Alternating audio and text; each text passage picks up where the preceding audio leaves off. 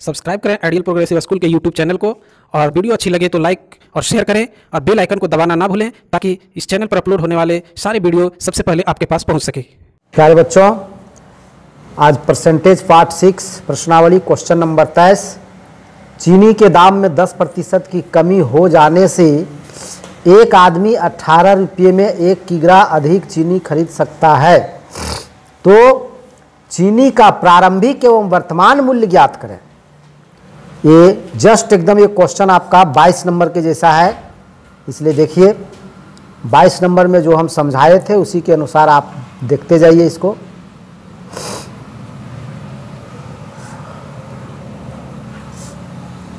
Total वही बात है, कोई परिवर्तन नहीं है इसमें।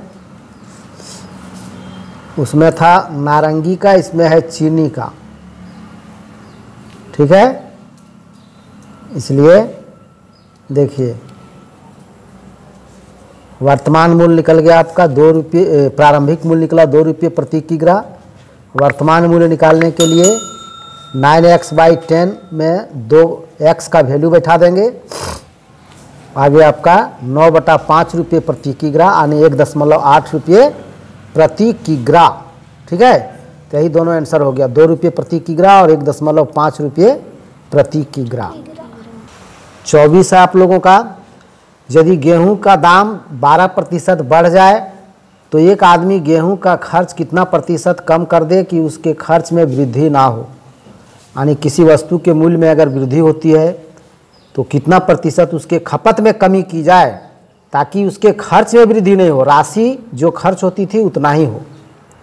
तो इसका सूत्र है खर्च में अभिष्ट प्रतिशत कमी बराबर, देखिए 12% का वृद्धि हुआ है इसलिए 12/100 + 12 × 100%। इसको सॉल्व कर दिएगा आपका आ जाएगा डायरेक्ट 75/7% यानी 10.5/7%।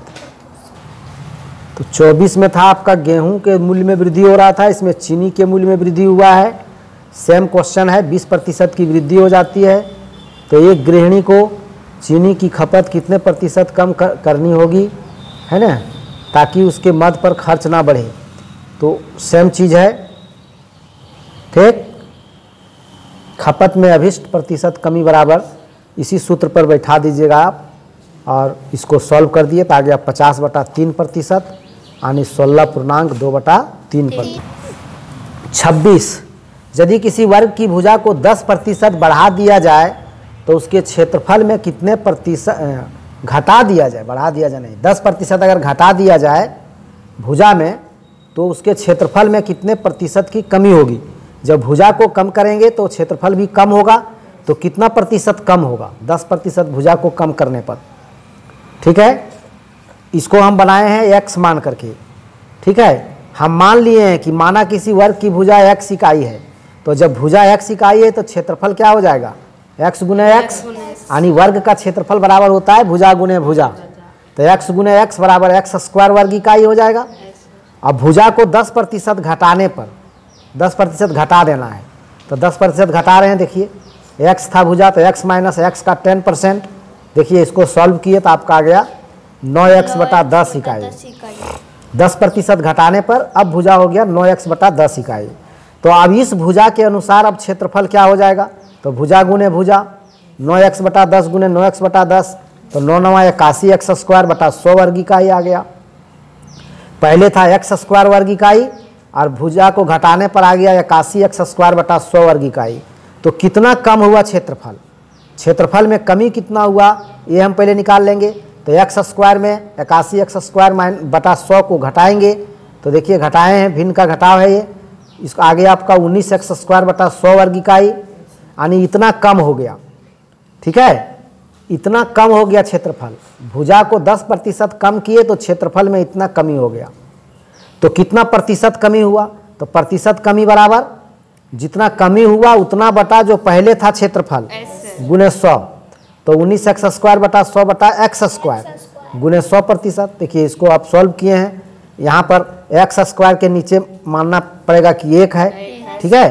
तो 19 x² गुने 1/x² गुने 100, ठीक। तो 100 से 100 कट गया और x² से x² कट गया अब बचा क्या, केवल 19 बचा, तो 19% ही कमी होगा उसका क्षेत्रफल में। 27 में भी कोई परिवर्तन नहीं है ज़्यादा। उसमें कहा था किसी वर्ग की भुजा को 10% घटाने की बात, और इसमें कहा है कि यदि किसी वर्ग की भुजा को 20% बढ़ा दिया जाए, है ना, इसमें बढ़ा दिया जा रहा है तो उसके क्षेत्रफल में कितने की वृद्धि होगी, कितने प्रतिशत की वृद्धि होगी। तो सेम बनाना है उसमें हम घटाए थे, इसमें बढ़ा देंगे, ठीक है। तो माना किसी वर्ग की भुजा x इकाई, तो क्षेत्रफल हो जाएगा x² वर्ग इकाई। अब भुजा को 20% बढ़ाने पर, देखिए यहाँ पर किए थे x माइनस एक्स का 10%, और इसमें करना पड़ेगा x प्लस एक्स का 20%, ठीक है। और इस तरह से सॉल्व करके इसका आएगा आपका 6x/5 इकाई। अब तब इसका क्षेत्रफल हो जाएगा इतना, 6x/5 गुने 6x/5 बराबर 36x²/25 वर्ग इकाई। तो पहले क्षेत्रफल था x² वर्ग इकाई, और भुजा को बढ़ाए 20%, तो आ गया 36x²/25 वर्ग इकाई। तो अब वृद्धि कितना हुआ, तो वृद्धि कितना हुआ, तो इसको माइनस करेंगे, 36x²/25 माइनस x², तो इसको माइनस किए हैं, देखिए, तो आ गया ये 11x²/25 वर्ग इकाई, ठीक। यानी इतना बढ़ रहा है क्षेत्रफल, तो कितना प्रतिशत बढ़ेगा, तो प्रतिशत इसी तरह से निकाल देना है जिस तरह से उसमें निकाले थे। यहाँ पर x²/1 हो जा रहा है, तो 11x²/25/x²/1 इंटू 100%। इसको सॉल्व किए तो आ गया 11 चौके 44%।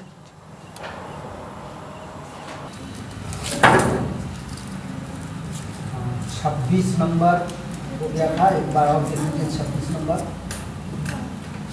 26 और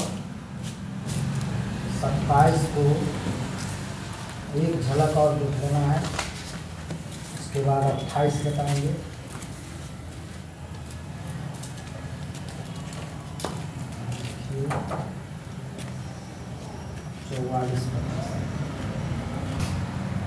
अट्ठाईस में है, एक आयत की लंबाई में 20% की वृद्धि तथा चौड़ाई में 20% की कमी की जाती है, तो क्षेत्रफल में कितने प्रतिशत की कमी होगी।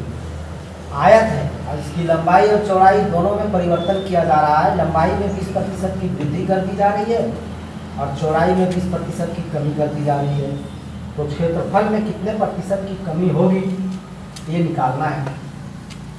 तो हमने मान लिया कि माना किसी आयत की लंबाई है x इकाई और चौड़ाई है y इकाई, x और y में माने हैं, तो क्षेत्रफल हो जाएगा x गुने y, क्योंकि आयत का क्षेत्रफल बराबर होता है लंबाई गुने चौड़ाई, तो x y वर्ग इकाई हो गया। लंबाई में 20% की वृद्धि किए तो देखिए लंबाई आ गया आपका 6x/5 इकाई, और चौड़ाई में 20% की कमी कर दिए तो y माइनस वाई का 20%, तो ये आपका आ गया 4y/5 इकाई।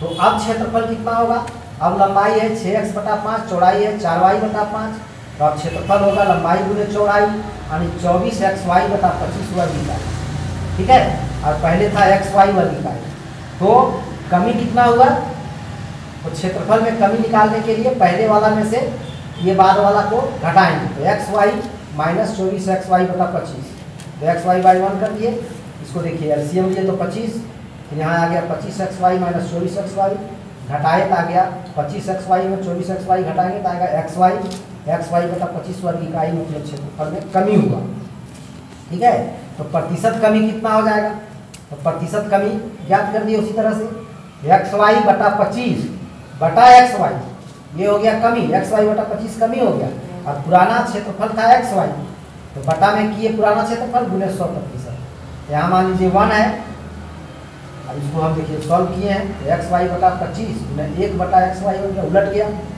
ठीक है, गुने 100, xy से xy कट गया और 25 से 100 कट गया 4 बार में, तो आ गया 4%, ठीक है।